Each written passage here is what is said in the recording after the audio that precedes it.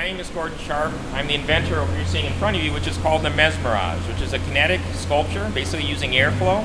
A lot of people, when they look at this, literally from a distance, they think, well, it looks like water, it looks like liquid, and maybe suds, or maybe it's a big washing machine or something, because it doesn't look like it looks like a very liquid-like or fluid motion.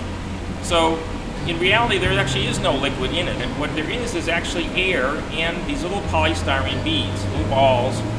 And what's happening is something known in science as a fluidized bed. A fluidized bed is when little particles have air moving through them or past them, and the air basically suspends the particles. So they begin to float, and then they begin to move with the air. So they basically take on the motion of the air. So where this all came about is that many years ago when I was a student at MIT, I took a course on developing art, basically using technology. So the idea was to use technology and science to create art forms of different types. And I saw some professors working on some different things that were using something called a fluidized bed. And I thought that it might have some exciting applications for artwork. So I basically began to develop this on my own for this class, and then created about a 6 foot tall version, about 1 foot square, that used this idea of fluidized bed, a scientific principle. So what we have is basically a fan that's blowing air up into the bed, into this column of beads here you're seeing now. And basically when the air goes through it, it basically begins to fluidize it. You can sort of see that action now with sort of the liquid-like or sort of rolling action of the beads in the column. So that's what's sort of happening. It's basically we're seeing the beads take on the motion of the air and basically tracing the patterns of the air.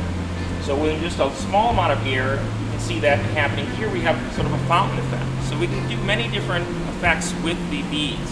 So now we're putting more air into the whole column. You can see this sort of rolling action. You can see sort of the beads sort of going up and then sort of coming down. And this sort of creates this sort of fluid-like action.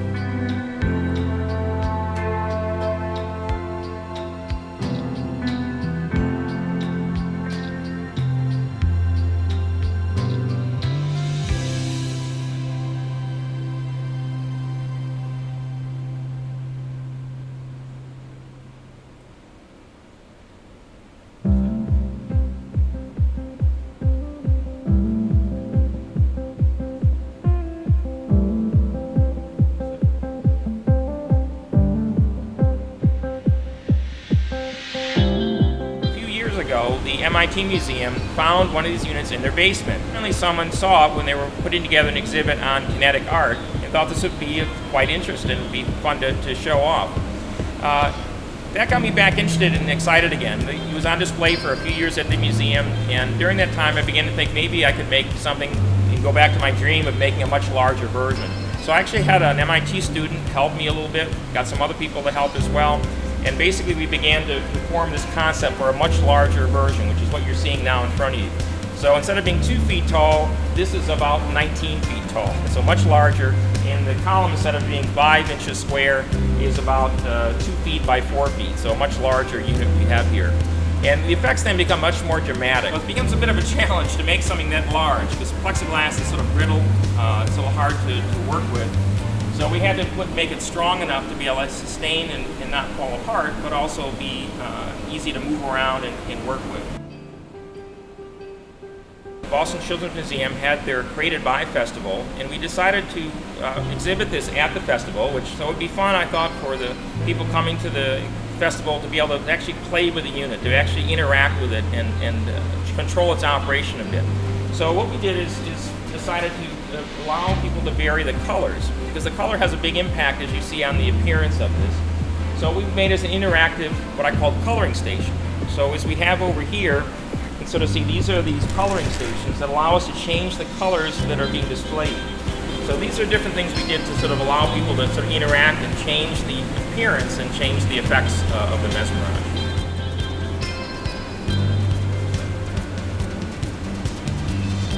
Again, I just want to inspire you to think about things that you have around you, ideas that you may be having, and try to create something as well. So I created the Mesmerage here, but you can create something exciting as well. So it doesn't have to be as big as this, it can be much smaller, it can be any size or any type, but try to fuel that creativity, and that's what really makes the world work and makes for exciting inventions and exciting developments that move us forward in society.